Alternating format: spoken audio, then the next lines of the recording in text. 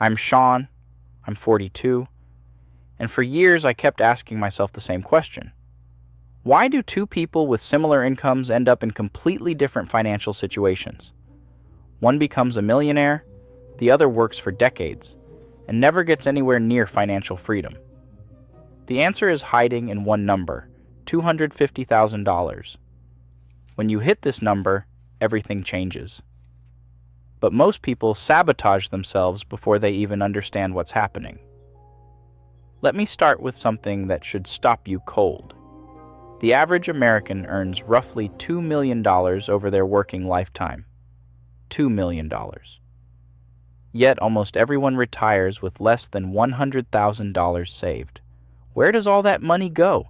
It's not just spending habits or market crashes. It's psychological traps that kick in at specific wealth levels. And the biggest trap of all fires up right at $250,000. When you hit $250,000, something strange happens. Money stops feeling theoretical and starts feeling real. On a good day, your portfolio can earn more than your entire weekly paycheck. A strong month can generate more passive income than some people make working full-time. Sounds great, right? But that's exactly where the danger begins. When you have $5,000 invested, a 10% loss means $500. Painful, but not life-changing. When you have $250,000 invested, that same 10% loss costs you $25,000. That's more than the average American saves in an entire year. The stakes aren't just higher. They're in a completely different universe.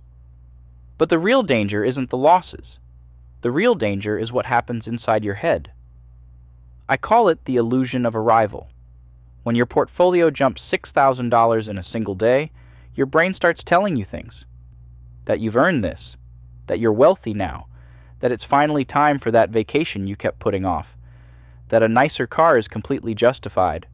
After all, you're rich now, right? Wrong. Dead wrong. And this is where the $250,000 rule reveals something ruthless. At $250,000, you're not rich. You're not even close to rich. What you are is dangerous. To yourself, to your future, to everything you've worked to build. You have just enough money to make really expensive mistakes, but not enough to recover from them quickly. That $6,000 gain exists only on paper. It can disappear tomorrow, next week, next month, just as fast as it appeared. But that $8,000 vacation you're thinking about, that's very real, very permanent, and very capable of setting your progress back by months. I didn't learn this from a book. I lived it. In my mid-30s, when my portfolio crossed $220,000, I started feeling different. Like I finally understood the game. That feeling almost destroyed everything I'd built. The next trap is even more insidious. I call it the overconfidence trap. You've saved consistently for years. You've survived multiple market downturns. Your portfolio has grown. And slowly, you start thinking, I actually understand how this works. That thought is where people go completely off the rails. Conservative index fund investors start picking individual stocks. People dabble in options trading, throw money at crypto, invest in their buddy's restaurant. I can afford to lose this becomes the most expensive sentence in the English language, because being able to afford losing money and actually being able to afford losing money are two completely different things. One bad decision at $250,000 can wipe out 2 to 5 years of compounding growth, 4 years of disciplined saving, 4 years of consistent investing, 4 years of delayed gratification, gone because you thought you were smarter than the market. The third trap is the quietest killer of all, the comparison trap. You reach $250,000, and for a brief moment, you feel successful. Then you meet someone at a networking event who has $600,000 invested. Suddenly, your $250,000 doesn't feel so impressive. Then you read about someone your age who's already at $800,000.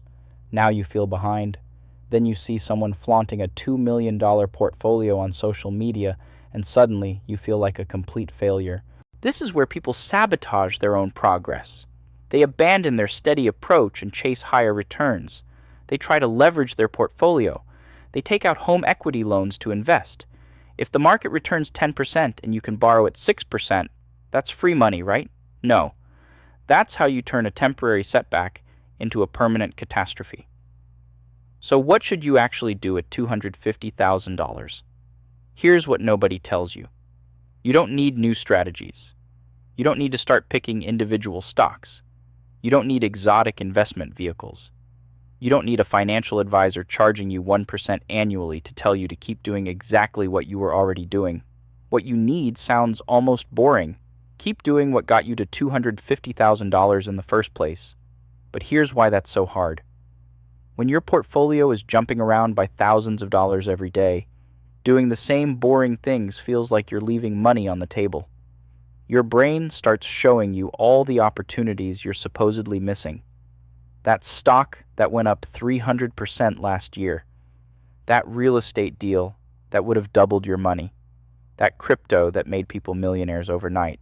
This is exactly the moment where discipline becomes more valuable than intelligence, where the ability to ignore noise becomes more important than the ability to analyze opportunities. If you have $250,000 invested earning 8% annually, that's $20,000 in growth per year, without lifting a finger. And because of compounding, that $20,000 starts earning its own return. Next year, you're earning 8% on $270,000. The year after, 8% on $290,000. The snowball starts rolling on its own. Here's the part that will blow your mind. Getting from $0 to $250,000 takes roughly the same amount of time as getting from $250,000 to $1 million. Same time frame, more than 3 times the money. Compound interest stops whispering and starts roaring. But knowing this creates its own trap. When you realize you're halfway to millionaire status, you start thinking you need to do something to speed things up. Increase your risk tolerance. Start picking individual stocks, maybe use a little leverage. That thinking is completely backwards. At $250,000, your job isn't to accelerate the process. Your job is to not screw it up. Your money has built momentum. It's generating its own force. The worst thing you can do is interfere with that momentum by getting creative. Here's something else worth saying. $250,000 frees you from being completely dependent on your paycheck. You can't retire on it, obviously. But you can make career moves most people simply can't consider. You can take a temporary pay cut to join a startup with real equity upside. You can negotiate more aggressively with your employer because walking away isn't financial suicide anymore. That's the hidden power of $250,000. Not the money itself, but the freedom and options it gives you. The hard truth is that every dollar you lose at this level costs you roughly $4 in future wealth because of compounding. A $10,000 mistake today becomes a $40,000 mistake 20 years from now. The core of the $250,000 rule isn't about what you should start doing. It's about what you absolutely should not do. Stay boring. Stay disciplined. Let compound interest do what it does best.